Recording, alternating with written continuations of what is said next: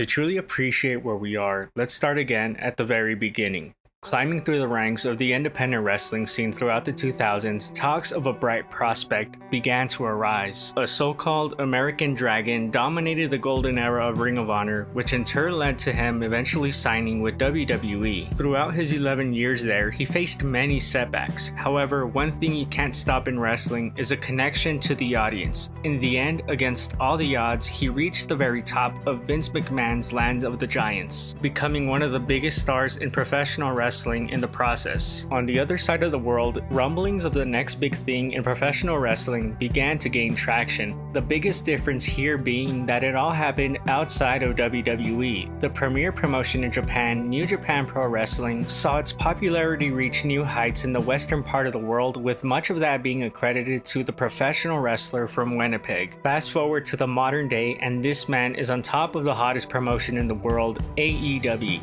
Bryan Danielson, Kenny Omega, two megastars in professional wrestling who saw themselves rise through the ranks in a similar time frame, yet remained largely separated throughout the majority of their careers. They circled each other, they never crossed paths on a big stage, until now. Two of the best professional wrestlers of our generation have finally found themselves at the same place at the same time, that being AEW. AEW World Champion Kenny Omega and 2021 WrestleMania main eventer Bryan Danielson went head-to-head at AEW Grand Slam, and what we got was arguably the greatest TV match in the history of pro wrestling. This is Tranquilo Club, and this is why Kenny Omega vs. Bryan Danielson is a masterpiece.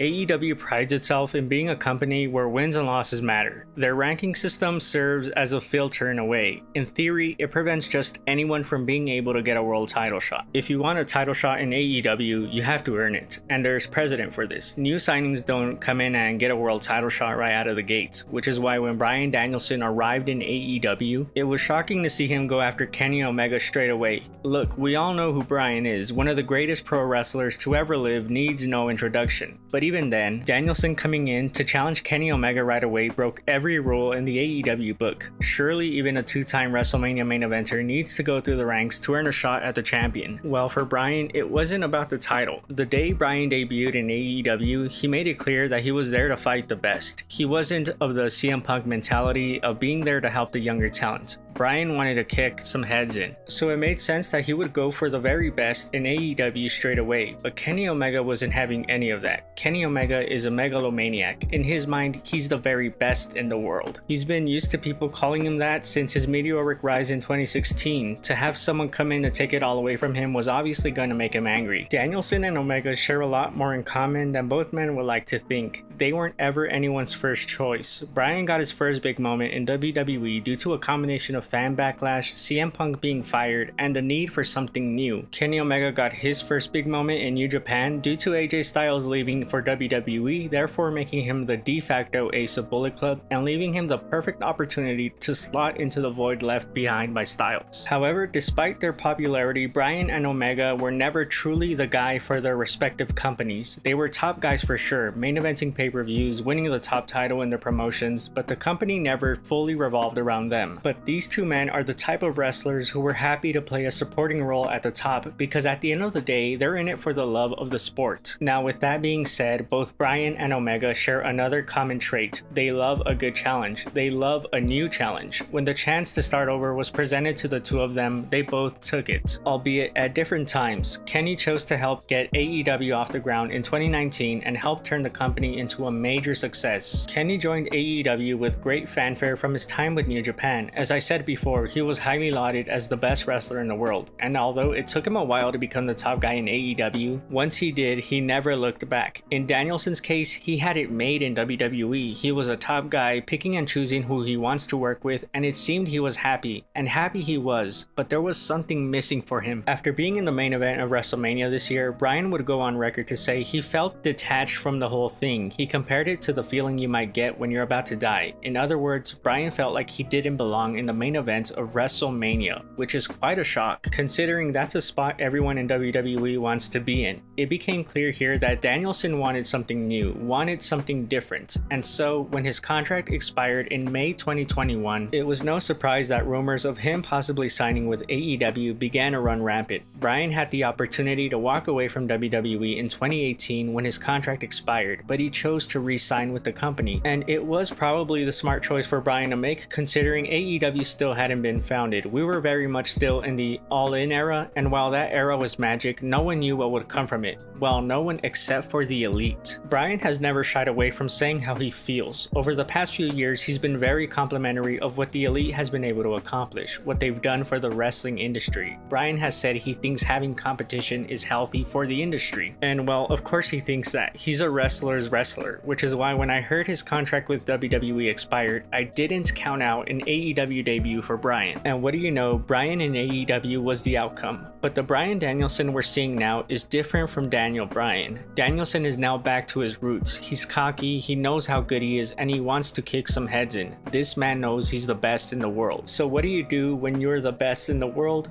You go after the person who's also claiming to be the best. Kenny Omega and Bryan Danielson's first official 1v1 face-off on the post All Out Dynamite was goosebump inducing. It finally brought us two of the best wrestlers from North America of the past decade in an epic confrontation watched by over 1.4 million people at home. At this point, it was clear as day. Bryan Danielson and Kenny Omega were going to wrestle. The only question was when. While Omega seemed hesitant to take on the challenge from Danielson, he would finally cave in and accept the challenge for AEW Grand Slam. This wasn't about the world title. This was about proving who the best in the world is. And so the dream match was set. Kenny Omega versus Bryan Danielson in front of a sold-out Arthur Ashe Stadium in New York City. A match fitting for the biggest crowd in AEW history and the biggest non-WWE crowd in America since 1999. Over 20,000 packed this beautiful tennis stadium in hopes of witnessing something special, and what they got was something beyond special. Kenny Omega and Bryan Danielson would end up opening the show instead of going on last as many had anticipated, and in the end this was 100% the right call. With this going on first, you get the crowd when they're still full of energy and screaming at the top of their lungs, and you also help the TV viewing experience by limiting the commercials to one compared to 2 commercials had the match gone on last. This was it. Bryan and Omega made their entrances into the jam-packed stadium and the crowd couldn't have been any hotter. A dream match for the ages was upon us, and we all knew it whether we were in attendance or watching from home. The two men entered the ring, the bell rang, and we got one of the loudest bell pops I've ever heard. As Bryan and Omega stood across the ring from each other, the crowd made sure they elevated this moment into all-time territory. Danielson couldn't contain himself as he smiled from ear to ear. Omega tried to play it cool, mouthing the words "I don't give a shit," but clearly trying not to smile himself. This moment was special, the type you can't force, the type you can't fabricate. The moment was elite. There's something special about seeing two wrestlers who you'd never thought would face off against each other finally stand face to face in the ring. This is exactly what that was. I got that feeling during Punk's in-ring return at All Out, but I was there in attendance. It says something about Bryan and Omega that I managed to get that same feeling from just watching on TV. The match itself was a masterclass in what professional wrestling should be. For all the cliches of modern wrestling and how apparently there's nothing but flips and spots and kickouts these days, this match had little of that. Omega and Danielson worked a wrestling match that only they could. This was the best bout Machine versus the American Dragon. The match started off with some great lockups and back and forths from the two competitors. Bryan's approach was simple, work on Omega's arm and shoulder. Omega's approach was working the midsection of Bryan. However, both men actively tried to one-up each other. Omega did his signature tope,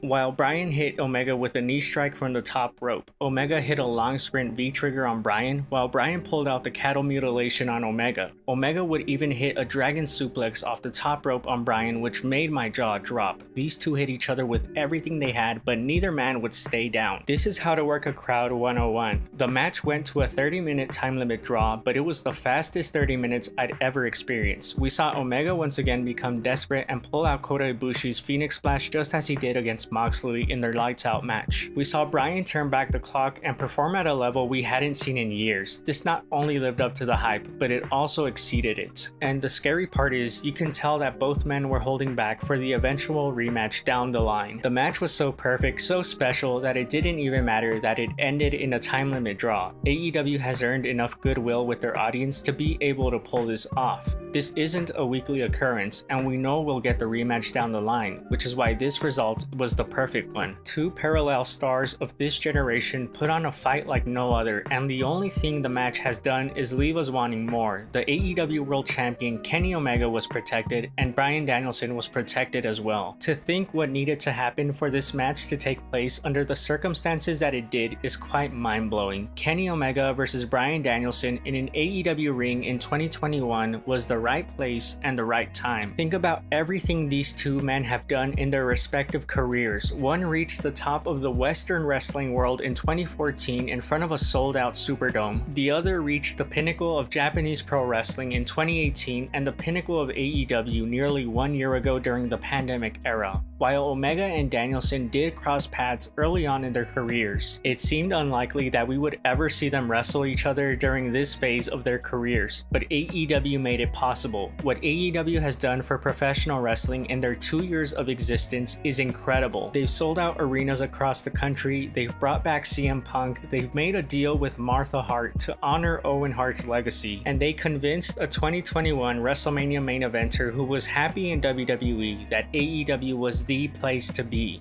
AEW has a great roster, but I always felt like Omega was missing his Okada-type dance partner here in America. Well, that dance partner has arrived in the shape of Bryan Danielson. There's a reason why during their match, the crowd was loudly chanting "Fight Forever." These two were made to wrestle each other. Their first AEW bout is being lauded as one of the best TV matches of all time, and it was only their first encounter so far. We've just seen the beginning of a beautiful rivalry that is set to explode over the next few years in AEW. Bryan made his AEW debut and delivered an all-time performance. Kenny Omega once again put on a performance worthy of his spot as Wrestler of the Year. I hesitate to call things a masterpiece, but after you've watched something special, you know it straight away. September 22nd, 2021 was the day Kenny Omega and Bryan Danielson wrote the first chapter in their Shakespearean-like story. And if chapter 1 was a masterpiece, I can't imagine what the next chapters will entail.